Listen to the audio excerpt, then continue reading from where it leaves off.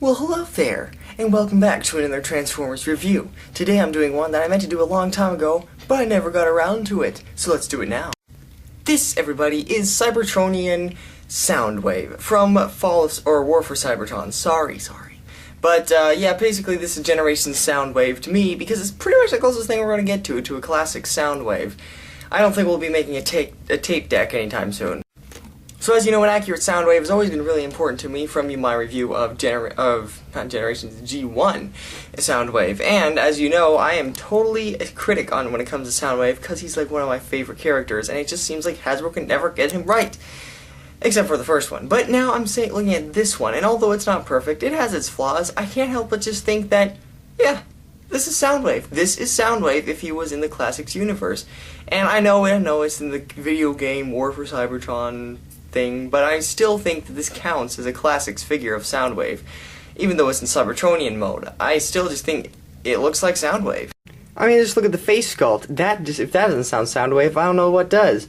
And look at this, that thing. I don't know what it is, but it becomes his shoulder cannon, like from G1. And I mean, you know, sure, some of his body bits are new and stuff. I mean, obviously, because he turns into a vehicle, but still, I mean, he looks like Soundwave. But not only that, look at this. You pull this claw up, pull it down. Oh my gosh, his front opens. Yes, G1 homage, I think. And yeah, if he had tape, which he doesn't, which is kind of sad, but if he did, it would go right in there, and it'd go right in there nice and cozy and stuff. Unfortunately, he didn't come with a Ravager or a laser beak or anything cool like that, but it is there if you have the opportunity to ever want to think of it that way.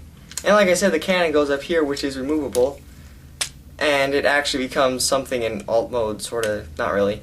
And then he also has his gun, which was also from G1 inspired. And it also looks like the old G1 gun, which shot those little projectiles, you know, with the little silver thingies. That looks like it goes right in there, and it just fits in his hand nice and perfect. I really gotta say, guys, I was surprised. I wasn't sure how I liked the Cybertronian modes of the new Generations figures, you know, from the video game.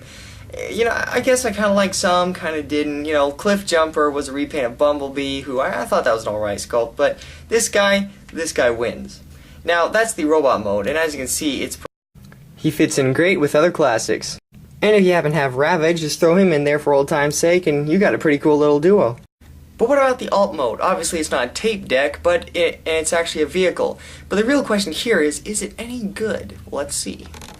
And here you have it, the vehicle mode, sort of space cruiser car thing, for Soundwave. And I gotta say, like Cliff Jumper, it's a pretty nice, compact little space car that rolls pretty well. Minus the gaping hole in the back, this really does roll very nicely. And it looks like a small little blue tank thing, really, with awesome weapon storage in there, of course. And these spikes, which look like they could, you know, kill somebody very easily. So, you know, just a nice little slab of blue on wheels. I like it. So, Soundwave worth your trouble and money? I don't know. If you're a Soundwave fan like myself, then I definitely think so, because he's probably the best thing we're going to get to a good update of Soundwave anytime in the near future anyways.